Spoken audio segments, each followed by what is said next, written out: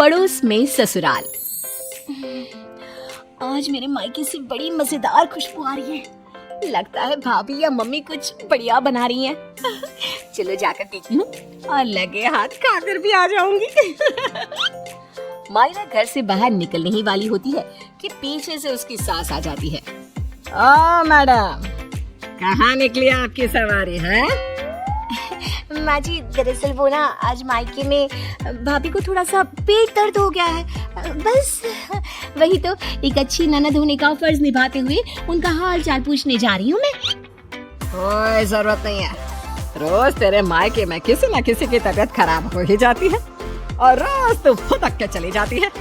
हमारी ही अकल पर पत्थर पड़े थे जो पड़ोस की लड़की को ही बहू बना लिया। अब आपका मायका 100 किलोमीटर दूर है, उसमें मेरा क्या कसूर?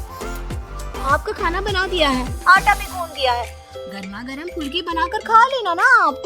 ये है मयूरा, जिसका मायका और ससुराल दोनों भी आस पड़ोस में 2 मिनट की दूरी पर है, जिसका पूरा पूरा फायदा उठाते हुए मयूरा हर दिन मायके के चक्कर लगाती रहती है। हेलो मम्मी, हाय भाभी, क्या बात है? आज तो बड़े ही शाही और लजीज पकवान बने जा रहे हैं। कोई दावत शावत है क्या आज हमारे घर पर? खुशबू आई नहीं कि चली आ गई महारानी चींटियों की तरह सूंघती हुई। अरे बेटा, तेरे भाई का प्रमोशन हो गया है, इसी खुशी में उसके मनपसंद पकवान बना रहे हैं। बस आ जाती तू भी, दामाद जी और समधी समदन जी को भी न्योता दे दी। पर मम्मी जी, हमें थोड़ी ना पता था कि ये सब आएंगे। मैंने तो वैसे भी खाना कम ही बनाया है।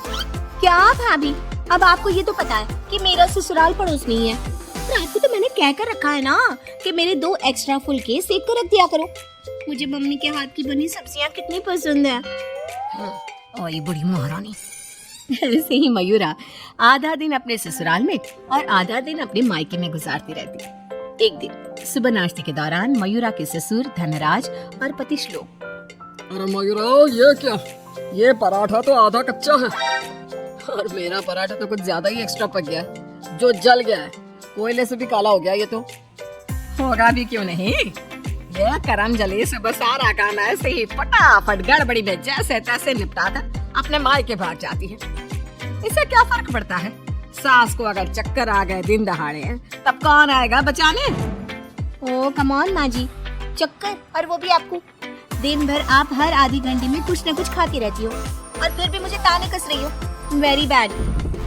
तो तू कौन सी गुड है? आई बड़ी। वहाँ मायके के घर में वंदना अपने पति यानी मयूरा के भाई गोपाल से कहती है, गोपाल, तुम ना तुम्हारी प्यारी बहन को समझा कर रखो। अरे तीज त्योहार, रक्षाबंधन, दीपावली, इन सब पे अपने मायके आए तो ठीक लगता है, लेकिन ये मैडम, ये तो रोज ही चली आती है, मूड है। अरे सोचिए मम्मी जी, अगर मैं भी रोज इस तरह अपने मायके जाऊँ तो आपको ये सही लगेगा? नहीं ना? फिर वंदना सही कह रही है मम्मी, जरा इस बात पर गौर फरमाइए। हाँ बेटा, मुझे पता है, उस दिन तो गली की औरतें भी सब्जी वाले के यहाँ गप्पे लड़ाते हुए बातें बना रही थी कि मयूरा तो दिन भर सिर्फ अपने मायके में ही रहती है। आज उसे आने दो, मीठे बोल से ही समझाऊंगी, समझ जाएगी वो।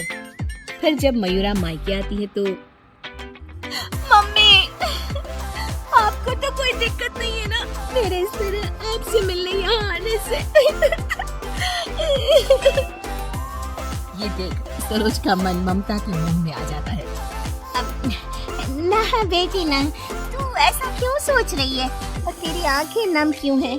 तू क्यों रो रही है बेटा? समदन जी ने कुछ कहा है क्या? ओ, ये मम्मी जी भी ना, उन्होंने एक आंसू गिराया नहीं कि पिघल गई। नहीं मम्मी, किसी ने कुछ नहीं कहा, बस आज आपकी बहुत याद आ गई। रोज आपसे मिलती हूँ, लेकिन आज पता नहीं क्या हुआ।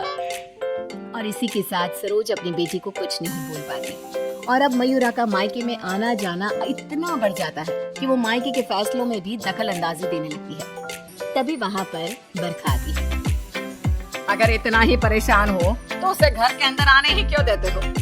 वो एक पाँव अपने मायके की नाव में रखती है और एक पाँव अपने ससुराल की नाव में। अगर एक नाव हटा दे तो ना चाहते हुए भी उसे दोनों पैर एक ही नाव में रखने होंगे ना? हाँ काकी, एकदम बराबर बात कर रही हैं आप। लेकिन समदन जी, आप अपनी बेटी के मुंह पे दरवाजा लगा पाती क्या? देखिए, मुझे वो सब नहीं पता। अब उसका पूरा संसार उसके ससुराल में बस चुका है। उसे वहाँ ध्यान देना चाहिए, ना कि इधर मायके में। और इसलिए आप ही हो, उसे यहाँ आने पर आप ही को रोक टोक लगानी होगी। बस यही कहने आई थी। नमस्ते। अगले दिन ससुराल में बरखा की तबीयत खराब हो जाती है और मयूरा उसे बिस्तर पर ऐसे ही छोड़कर मायके भागती है। चली गई मायके, अपनी बीमार सास को बिस्तर पर छोड़कर निकम्मी कहीं के। रात में जब धनराज और श्लोक दफ्तर से घर लौटते हैं तब वो देखते हैं कि मयूरा घर पर नहीं है और बरखा अपने कमरे में बुखार से तप रही है। और तो और घर में कुछ खाना तक नहीं बनाया है। आज तो हद ही कर दी मयूरा बहू ने। अरे काम काज का नहीं, लेकिन कम से कम अपनी सास की तबीयत का तो लिहाज रख लिया होता। कोई फिक्र, कोई चिंता नहीं। आप ही ने तो चुनी थी ना ये बहू। कुछ देर बाद मयूरा अपने ससुराल वापस आती है। मयूरा, घड़ी देखी तुमने? हाँ, घड़ी में 2 सुइयां एक साथ कितनी प्यारी लगती है ना। बिल्कुल आपकी और मेरी जोड़ी की तरह। मैं मजाक के मूड में बिल्कुल नहीं हूँ मयूरा। तुम्हारा ये मायके से ससुराल, ससुराल से मायके घूमने का तमाशा बहुत हो गया। ये सब कब खत्म होगा? तुम्हें अंदाजा भी है, माँ अंदर 103 बुखार से तप रही है और तुम सुबह से अपने मायके में हो। बहू, अच्छा होगा कि तुम मायके जाना कम कर दो, वरना कहीं ऐसा ना हो कि एक दिन दोनों तरफ की रिश्तों की डोर टूट जाए और तुम बीच में ही लटके रह जाओ। जी पापा जी, आप टेंशन मत लो। मैं मायके जाना तो नहीं छोड़ सकती, लेकिन मैं अपना बहुधर्म अब अच्छे से निभाऊंगी। मैं रोज माँ जी का एकदम हल्के नाजुक पत्ते की तरह ख्याल रखूंगी और आप लोगों को शिकायत का मौका भी नहीं दूंगी। पर मयूरा तो आखिर मयूरा है, इतनी जल्दी कैसे उसे किसी की बात समझ में आ जाती? ये तो उसकी डिक्शनरी में था ही नहीं। पहले वो बिना कोई काम किए मायके चली जाती थी और अब कभी कुकर को गैस पर रखकर तो कभी कपड़ों को आधे में धोता छोड़कर मायके चली जाती। उसकी इन हरकतों से ससुराल और मायके वालों को तो पहले से ही परेशानी थी। अब तो आस पास की औरतों के लिए भी मयूरा अच्छी खासी शाम की चाय की गॉसिप बन गई थी। अरे वो सरोज बहन की बिटिया मयूरा कभी इस डाली तो कभी उस डाली फुदकती रहती है। मुझे तो दिन भर अपनी खिड़की से उसका ये सर्कस देखने में बहुत मजा आता है। अरे मैंने तो सुना है उसकी भाभी वंदना अपनी ननद को एक आंख पसंद नहीं करती। दरअसल मेरी बहू काजल और वंदना ना सहेलियां हैं, इसीलिए पता चला। पर मानना पड़ेगा सरोज को, बहुत अच्छे गुण दिए हैं उसने अपनी बेटी को। तभी वहाँ से गुजर रही सरोज सभी औरतों की बातों को कान लगाकर सुन लेती है और रुककर उन्हें चिल्लाते हुए कहती है, क्यों रे कलम हुई हो? तुम लोगों को क्या अपनी घर गृहस्थी नहीं है जो रोज शाम को हमारी गृहस्थी की चर्चा लेकर बैठ जाती हो? हैं?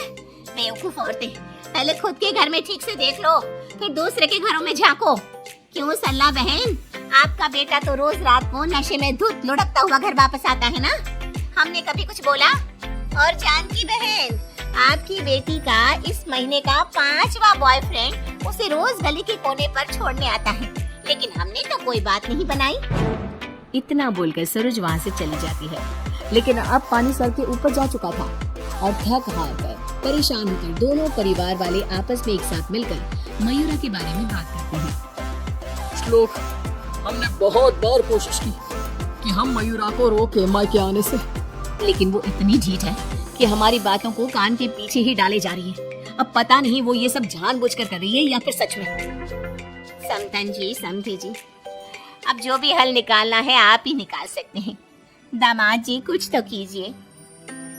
कुछ तो आपको करना चाहिए था सरोज जी। अरे बरखा, जैसे हम बहू को रस्सी से बांध कर नहीं रख सकते, वैसे ही एक माँ होने के नाते सरोज जी भी मयूरा को मायके में प्रवेश करने से नहीं रोक सकती। अरे उसने पूरा बचपन बिताया है वहां पर। लेकिन अब नहीं, अब तो इस सब का एक ही रास्ता है। जो काम मैंने 1 साल पहले नहीं किया था वो मैं अब करूंगा। ऐसा क्या कर लेगा तू बेटा? मुझे कंपनी की तरफ से चिरौलीपुरा में ट्रांसफर लेटर दिया गया था, वो भी दुगनी सैलरी के बेसिस पर। लेकिन 1 साल पहले आई इस ऑफर को मैंने मयूरा की खुशियों के लिए ठुकरा दिया था, क्योंकि अगर हम यहाँ से कहीं और जाकर शिफ्ट हो गए तो वो अपने मायके को मिस करेगी। तभी शादी भी नहीं थी और अब ऐसा कुछ भी नहीं है। तो तुम यह कहना चाह रहे हो कि तुम सब यानी मयूरा के ससुराल वाले अब उसके मायके से दूर चले जाएंगे। जी हाँ, मैं इस ऑफर को अभी भी एक्सेप्ट कर सकता हूँ और फिर हम सब यहाँ से चले जाएंगे। अब हम और कर भी क्या सकते हैं? अगर मयूरा को अपने मायके जाने से रोकना है तो बेहतर यही होगा कि उसके पड़ोस के ससुराल को दूर ले जाए और उसके ससुराल वाले ही अलग जाकर रहे, जिससे वो रोज अपने मायके नहीं जा पाएगी। सभी श्लोक की इस फैसले पर सहमति जताते हैं और फिर मयूरा अपने पति की ट्रांसफर की वजह से शिफ्ट होने की बात को साधारण समझकर अपने मायके से दूर चली जाती है। जो भी कहो, सही मायनों में बहू विदा करके तो मैं अब लाई हूँ।